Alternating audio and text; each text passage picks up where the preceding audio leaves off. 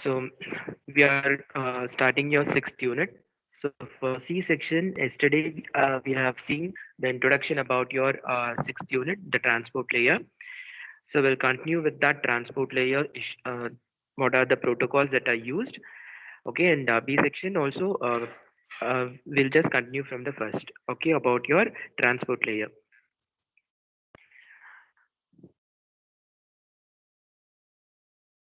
Okay, so this is your syllabus for your sixth unit. So your sixth unit is comprising of your transport layer, the protocols that are used in your transport layer, and the various functions that are performed by your transport layer using your protocols. So this is your syllabus. So today we'll be seeing about the introduction about your transport layer and the internet protocols of your transport layer. Okay, so your transport layer will be the second layer in TCP IP reference model, whereas it is the fourth layer in your OSI reference model.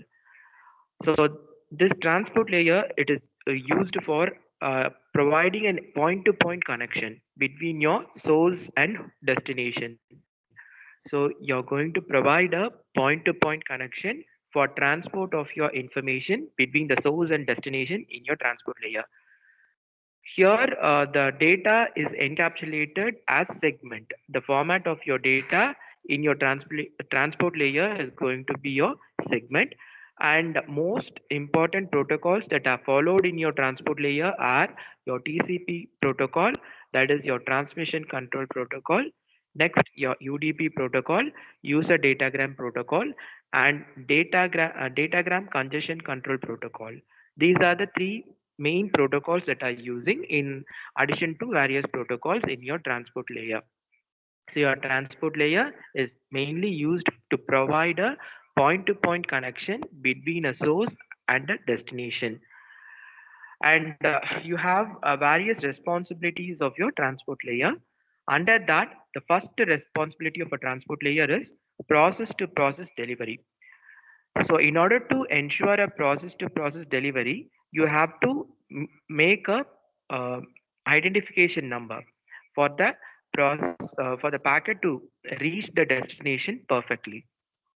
So in your transport layer, you will be indicating that by using a port number. So in each and every layer, you'll be specifying with some address in your data.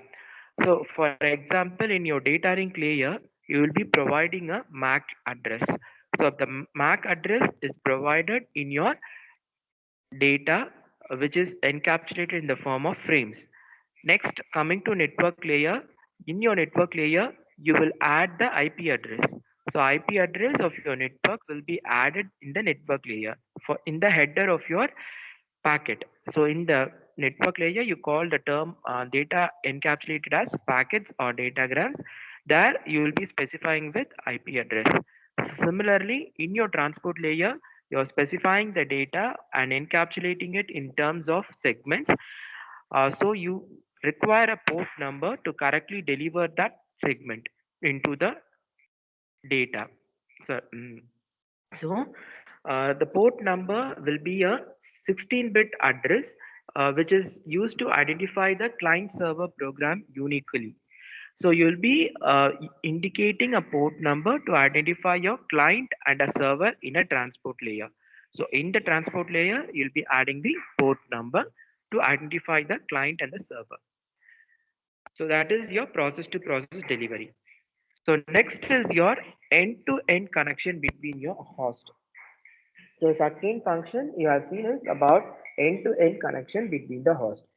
So to perform this end-to-end connection, you will be using a TCP and UDP protocol. So a TCP and a UDP protocol will be used for creating a end-to-end connection between your host or between two users. So TCP is a secured connection and it is a connection oriented protocol. Okay, it is a connection oriented protocol, namely TCP protocol, and it gives you more secured data transfer, and it ensures a reliable delivery of your message for various applications. So TCP is most of your a protocol that is used for a reliable delivery of your message. And UDP, on the other hand, is a unreliable protocol which ensures best effort delivery. So UDP is also another protocol, but it is a connectionless protocol. TCP is connection oriented protocol and UDP is connectionless protocol. So it is an unreliable protocol and it is mostly suitable for transmitting bulk information in the form of video conferencing. Or if you go for multicasting applications, you will be using this UDP protocol. So your second function of your transport layer is a end-to-end process connection between your host. This is done by your TCP and your UDP protocol. Next is your multiplexing and demultiplexing process. So when you have packets with for different application from a source, these packets has to be multiplexed and then it has to be transmitted inside a network. So the process of multiplexing various packets with different applications are done in your transport layer. So you make a multiplexing process in your transport layer and the same demultiplexing process is done in your transport layer at the receiver side. So when you use different applications over a network, or when a host or a source is running different applications, you have to make a multiplexing process. So your transport layer will enable this multiplexing process to send the data for various applications. Okay, and your demultiplexing process will be taken place at the destination or at the receiver side. Okay, so your transport layer will accept the packets from different process and it will differentiate the process based upon the port number. So you'll be specifying the port number in each and every packet so that you can differentiate its application in your process of your data. Okay, so your transport layer is responsible for multiplexing and demultiplexing of your data for various applications. Hello, please mute yourself if you have doubts.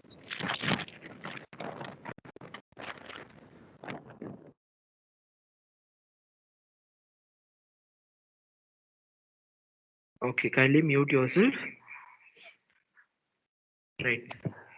So next function is congestion control we have seen. So we know what is a congestion is. So congestion is a situation.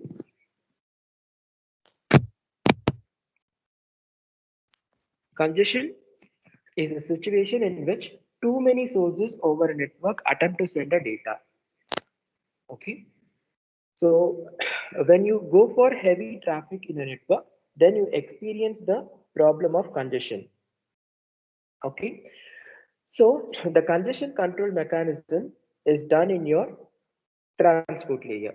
Okay. So it is also done in your network layer and it is also done in your transport layer. So congestion control will be done in two ways. One is open loop congestion and closed loop congestion. So we have discussed in detail about open loop congestion and closed loop congestion in your network layer itself.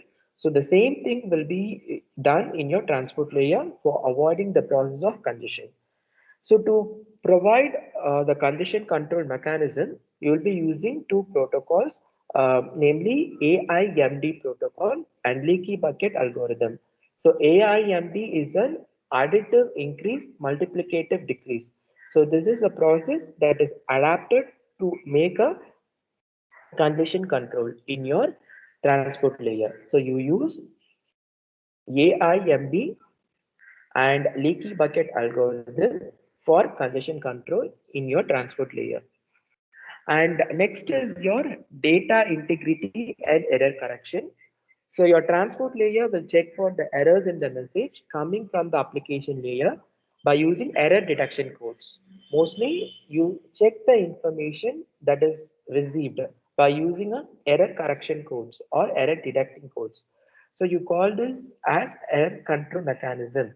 So you will be using either a linear block codes or cyclic codes or convolutional codes, which are error detection codes to check the data and to correct the errors in your data. And also you make a computation of your checksum. By using a process of checksum also, you make a error correction and error detection mechanism in your transport layer. Okay, and mostly the acknowledgement and the negative acknowledgement which is received from your sender and the receiver will enable the transport layer to check for the correction and validate your data.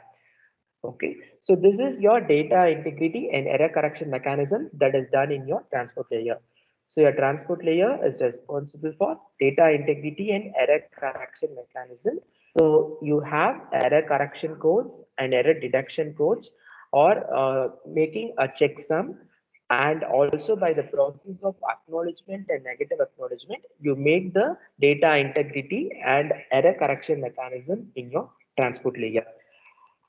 So next is your flow control mechanism. So this is another service provided by your transport layer. So flow control is also done by this transport layer by using your TCP protocol. So this flow control mechanism is to regulate the flow of data inside a network. Okay, so when you have a fast sender but a slow receiver, or a slow sender is sending a data to a fast receiver, in either cases, you have to make a control of or regulate the flow of your data into the network. So that will be done by your TCP protocol also. By using your TCP protocol, you make a flow control mechanism in your flow of your data. So for this, you use a sliding window protocol, which is accomplished by the receiver by sending a window back to the sender. Okay, so you use sliding window protocol to enable a flow control mechanism in your transport layer. So this is the functions of your transport layer. So you have seen what is the functions of your transport layer, and then you're going for the important protocol that you have in your transport layer. So you have mostly two important protocol, namely TCP protocol and UDP protocol. So TCP is your protocol called as transmission control protocol. So this transmission control protocol provides acknowledgement of the received data, and it is a reliable protocol. We'll see much in detail in the next classes, coming classes. Just an introduction about TCP protocol. So TCP is your connection oriented protocol, and it is also a reliable protocol because it sends the data without any packet losses. So that is TCP protocol. It is better than your UDP protocol due to the features. It has an additional overhead. Okay, since it has an additional overhead in transmission of your packets, it is a better than your UDP protocol because it is a reliable protocol and it is a connection oriented protocol, and mostly used in HTTP application and FTP application, mostly in your internet for your file transfer, and for your message transfer you will be using this TCP protocol. And your user datagram protocol is a connectionless protocol. You don't provide any acknowledgement for the sent packets. So once the receiver receives the data, it does not send an acknowledgement to the sender. So that is your UDP protocol and user datagram protocol, which is a connectionless protocol. Connectionless protocol means you send the packets or you transport the packets into the network in all the possible path available. You don't use a specific path to transmit your data. You transmit your data in all the path that is available. That is your connectionless protocol. So it is not a reliable protocol, and it depends upon the higher layer protocols for making a transportation of your data, but it is very simple to implement, and it is scalable, and it is lesser with overheads. Okay, and mostly you use this for video broadcasting or video streaming in your network. Okay, for transporting your multimedia data, you'll be using this user datagram protocol. Okay, so now you have a difference between the packet and the frame. So what is packet? Packet is in your network layer. Frame is in your data link layer. So encapsulated unit created at the network layer, you call it as packet. Whereas frame, it is encapsulated unit created at your data link layer. And example, it is an IP packet. So example of a frame is Ethernet. So Ethernet will be using frame. So Ethernet frame is an example for a frame. So packet will contain source and destination IP address, whereas frame will contain a MAC address. MAC address along with the top layer data. So it will contain the MAC address of your source and your destination. Okay, and in your packet, segment is encapsulated within a packet. Hence, segment is the data part. So it is a part of your data. Segment is a part of the packet. It is encapsulated within a packet. You divide the data into segments within the packet itself. So segment is a part of your data. Okay, that is part of the packet. So here packet is encapsulated within the frame. The packet will be encapsulated in the frame. Hence, packet is a part of the frame. It is a part of the frame. Okay. So packets are typically contain logical address information. Here frame will contain physical address information. So why you have a difference between a packet and a frame is you have to know in which um, layer the you are going to use the term packet and which layer you're going to use the term frame. So in your network layer, you use it as packet. In your data link layer, you make it as frame. Okay. So similarly, your transport layer. So your transport layer is responsible for delivery of the message from one process to another. So that is, you have seen what is a process to process. So for this, you specify a port number. Okay, so here the data is formed in the form of segments. That is within the packet. The packet is divided into segment. So packet is from the network layer. From the network layer, you get the packets and you are encapsulating the packets into segments. Okay. So what does a network layer actually do? So you have seen the various functions of a network layer. Uh, Now, what does the network layer actually do? It oversees source to destination delivery of individual packets. So it is going to oversee or make a control of a source to destination delivery of individual packets. It does not recognize any relationship between those packets. So it treats each packet independently and as though each piece belongs to a separate message. The packets are treated individually in your network layer. So now what is the difference between your transport layer and a network layer? How does it differ from a from a network layer? So you have seen both your transport layer and a network layer is responsible for transporting your information. So what is the main difference between a transport layer and a network layer? So transport layer ensures that the whole message arrives intact and in order.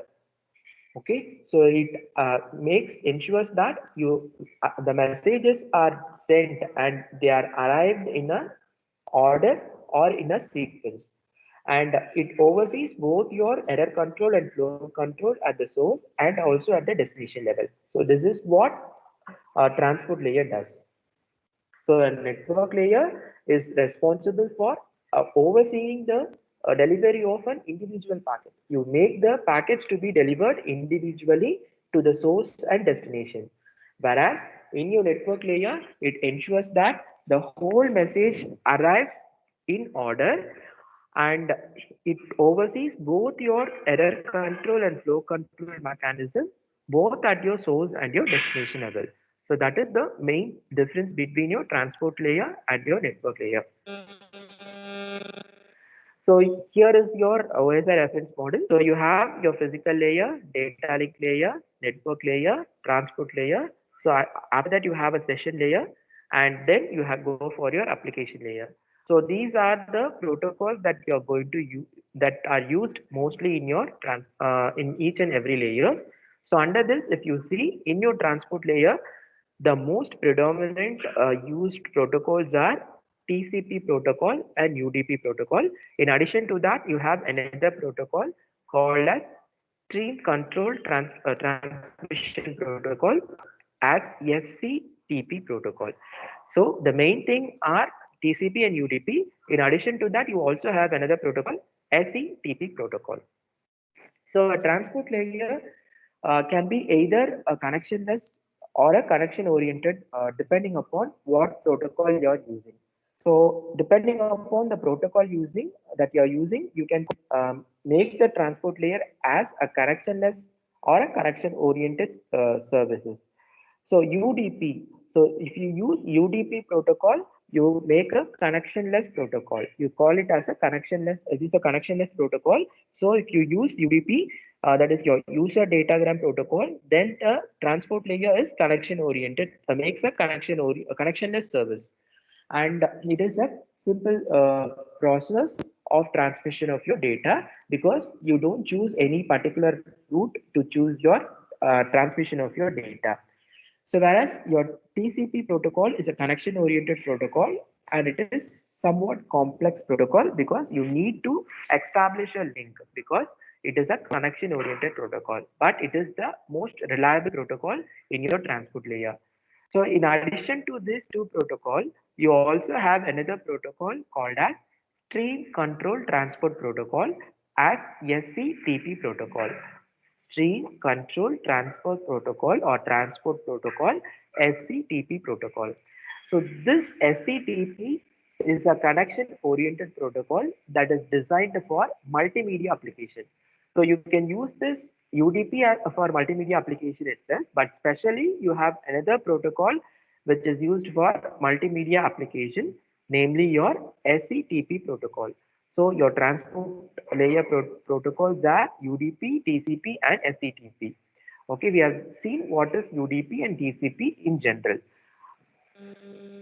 Okay, so next is your segments in your transport layer. How you're going to divide the packets into segments. So in your transport layer, the message is normally divided into transmittable segments. It is going to be encapsulated. The data is encapsulated in the form of segments. It is transmitted into segments. So UDP, if you use UDP, that is your user datagram protocol, it treats each segment separately. Each segment is treated separately. Okay. And if you go for TCP protocol, TCP creates a relationship between the segments using unique sequence number. So your TCP will create a relationship between the segments using a using a sequence number. That is your um, segments that is used in your transport layer. So you encapsulate the data in the form of segments, and if you use UDP, it treats each segment separately. And if you use this TCP protocol, it creates a relationship between the segments using sequence number. So what is a connectionless service done by your transport layer? So your connectionless transport layer treats each segment as an independent packets and deliver it to the transport layer at the destination mission. So in your connectionless service that is provided in your transport layer is using your UDP, and mostly a connectionless transport layer will treat each and every segments of an individual packet and deliver it to the transport layer at your destination mission. So the packets are not numbered, they may be delayed or lost, or may arrive out of a sequence. The packets will not be numbered, they may be delayed or lost, or they may arrive out of a sequence in a connectionless protocol, because it is a connectionless to choose any path for transmission. So they don't arrive in a number. So they may have a delay, or sometimes there may be a loss of your packet also.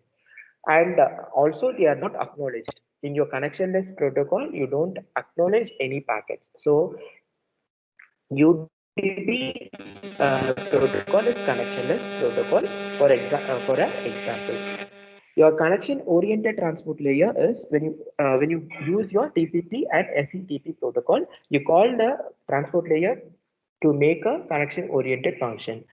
So a connection-oriented transport layer makes a connection with the transport layer at the destination machine by delivering before delivering the packet. You have to establish a connection between the transport layers in source and your destination. So after establishing a connection, you are going to deliver the packet. So after all the data is transferred, the connection will be terminated. So this is your connection oriented service provided by your transport layer. So in your connection oriented service,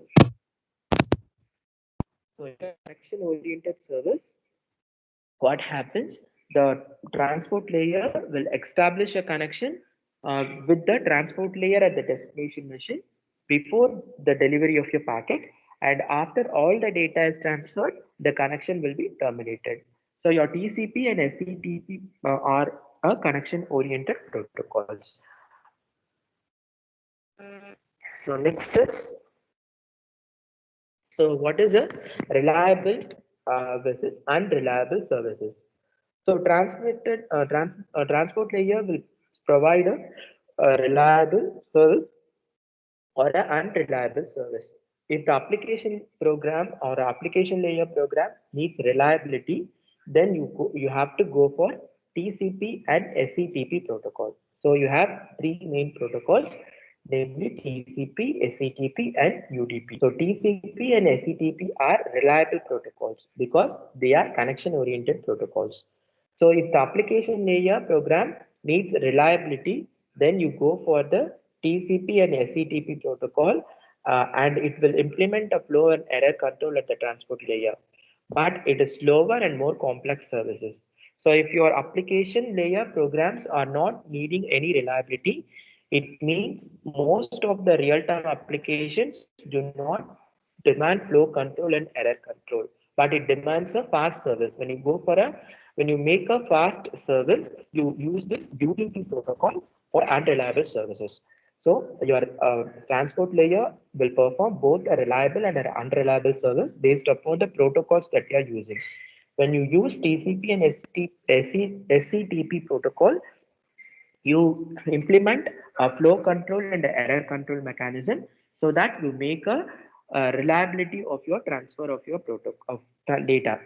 Uh, if the reliability is not needed, but you demand a fast service, then you go for a unreliable protocol, namely your user datagram protocol. So the thing is, the transport layer service can be reliable or unreliable based upon the protocol that you are using. So now the question arises, if the data link layer is reliable and has a flow and error control, do we need this transport layer too? So because your flow control and error control mechanism are done at the data link layer itself. But you may ask why in transport layer also you are making a flow control and error control, and why this transport layer is needed to handle this flow control and error control mechanism. So the answer is reliability at the data link layer is between two nodes. So we need reliability between two ends. In data link layer, only at the router in the network, you have the reliability of transferring of your data. But we need a reliability between the two ends because the network layer is in the internet will be unreliable. So we implement reliability at the transport layer also, because in data link layer you make a reliable connection between the nodes, not between the sources. So you need between two ends, the reliable connection between two ends. So this will be done by your transport layer. So in your transport layer, you have to make a reliable connection between your source and a destination. So for that, your error control and flow control mechanism is also necessary in your transport layer. And this error control and flow control mechanism is mostly dealt in your data link layer itself. That is in your circuit layer itself. You go for the process of flow control and error control mechanism.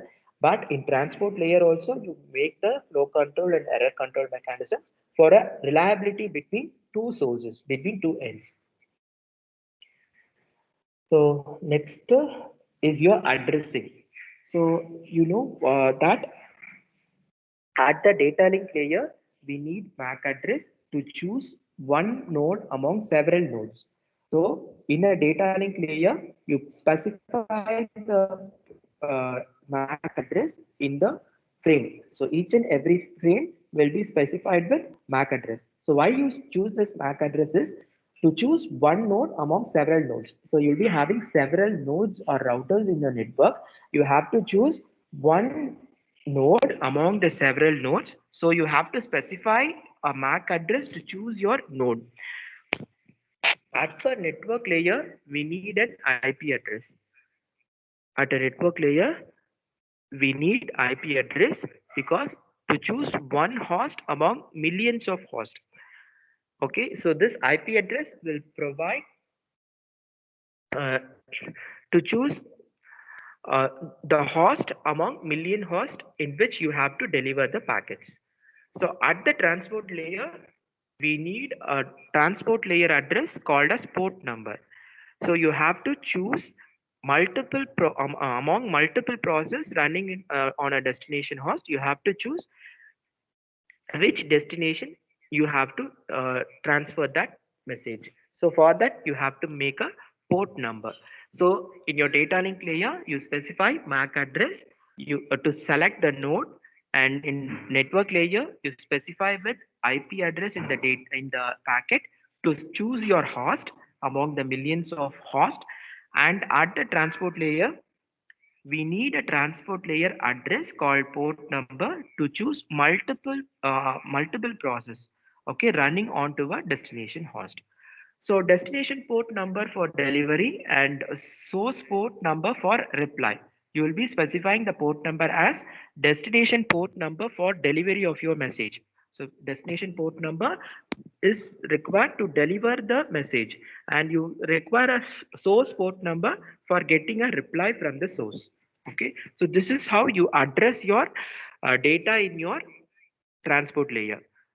So in your data link layer, MAC address, network layer, IP address, and transport layer, it is port number. So how does a port number look like? So your port number is a 16-bit data.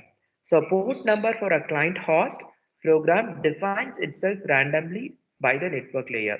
So at this, it is called as ephemeral port number. So it is ranging from 49,150 sorry thousand sorry 49,152 to 65,535. That is a port number which is specified at the client host. So port number for servers are universally assigned, and you call as ranging from 0 to 1023. So port number for clients are ranging from 49,000 to 65,000, whereas port number for servers are ranging from 0 to 1023. Okay, so it is mostly assigned internet assigned number authority. It is a authority for the servers to provide the information. So that is about your port number, which is specified in the data in the form of segments. So next, in addition to the port number, you also have socket address. So what is a socket address? So process to process delivery needs two identifier. So your IP address and a port number at each end to make a connection. So if you make a process to process delivery bit of your data between the nodes, you need two identification of your data. One is your IP address and another is a port number at the end of each user. That is, at the end of each connection, you need two address to be specified to identify your data, namely your IP address and your port number. The combination of IP address and the port number, you call it as a socket address. Okay, the combination of IP address and the port address or a port number, you call it as socket address. So socket address is a combination of IP address and a port number. So client socket address defines the client process uniquely, and server socket address defines the server process uniquely. So there will be two socket address for client and for a server. So client socket address defines the client process uniquely, and server socket address will define the server process uniquely. So that is about your socket address. So this is an example of a socket address. So it is a 48-bit address. It is a combination of IP address and a port number. Okay. So IP address will be, for example, it is 200.23.56.8 and a port number is 69. So the combination of combining both your IP address and a port number will give you the socket address. Okay. So this is in detail about your UDP and your TCP. So UDP you have seen, it is a user datagram protocol. You call it as a connectionless and an unreliable transport protocol. So UDP is so powerful and it performs a process to process communication with very limited error checking. You don't go for uh, error control and flow control mechanisms when you use this UDP protocol. When you need a faster service, you go for this UDP protocol. So if a process wants to send a small message and does not care about much reliability, you can use this UDP protocol. So well-known port used by UDP. So these are some of the ports and the protocol used in by your UDP. So port 7 echo. Echoes are received datagrams back to the sender.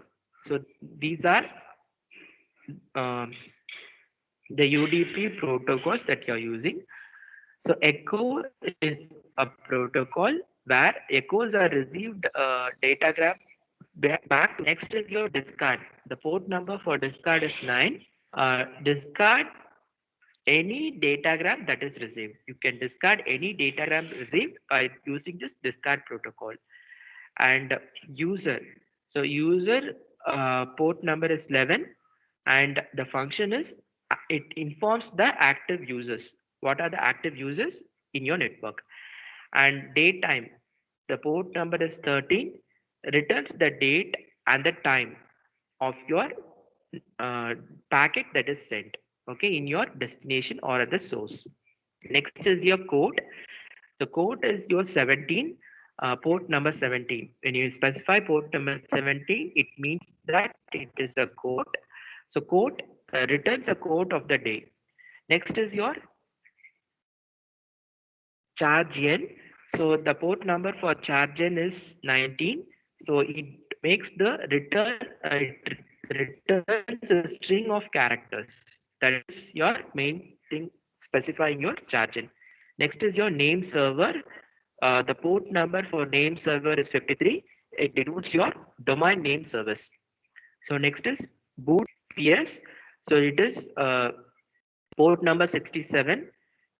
Server port to download bootstrap information is given by this protocol boot PS. Next is boot PC. So it is 68, port number 68. So client port to download bootstrap information is given by this boot PC. And TFTP. So it is 69, port number 69. The protocol is TFTP. It is tribal file transfer protocol. And port number 111 is RPC protocol. You call it as remote procedure call. And 123 is NTP. It is network prime protocol. And 161 is SNMP protocol called as simple network management protocol. And 162 is SNMP protocol called as simple network management protocol, a trap. So these are the most used protocols in your UDP. So UDP is your user datagram protocol, which is a connectionless protocol, and it is mostly used to transfer small data which does not need any reliable connection. No error detection and error correction mechanism or flow control mechanism are enabled by this UDP protocol. So these are some of the UDP protocol that you can give it as an example. Okay, so I'll stop the class up to this. If you have any doubts, you can ask me, or you can post your doubts in your chat box. Now you can answer the attendance,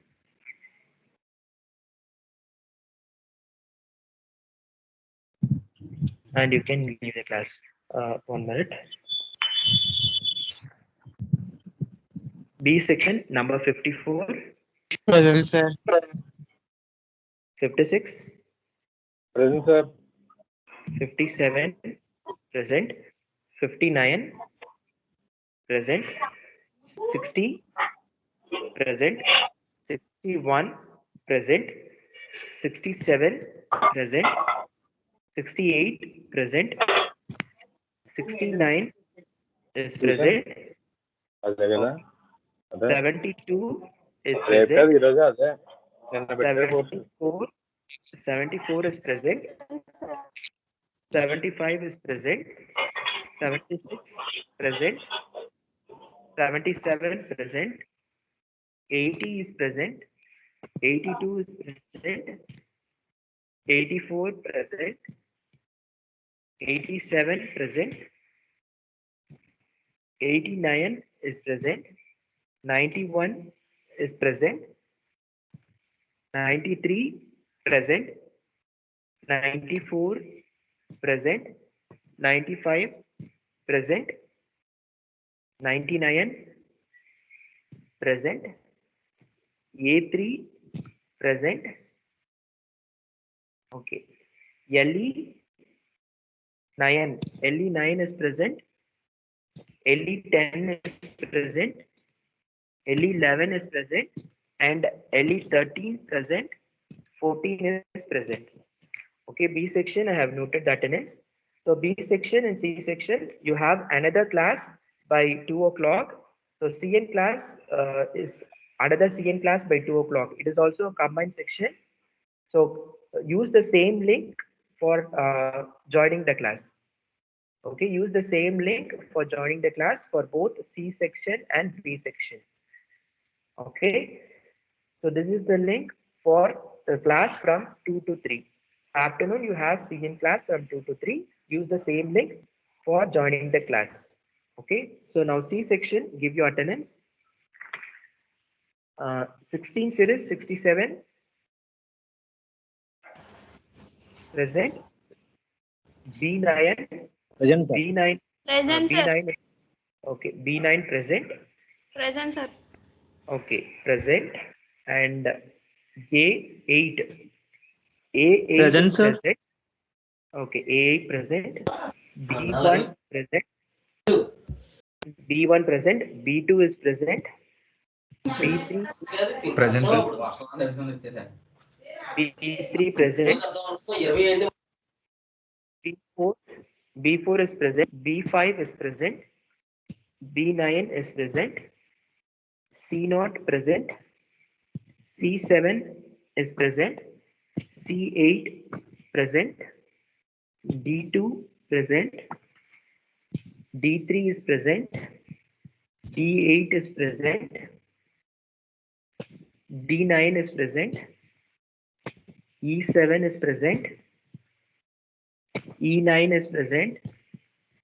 F6 is present. F7 is present. 424 is present. LE17, LE19, LE21, and LE23. So I have noted the presentees for C section. Okay, so kindly join the class by 2 o'clock with the same link. So the same link is used for your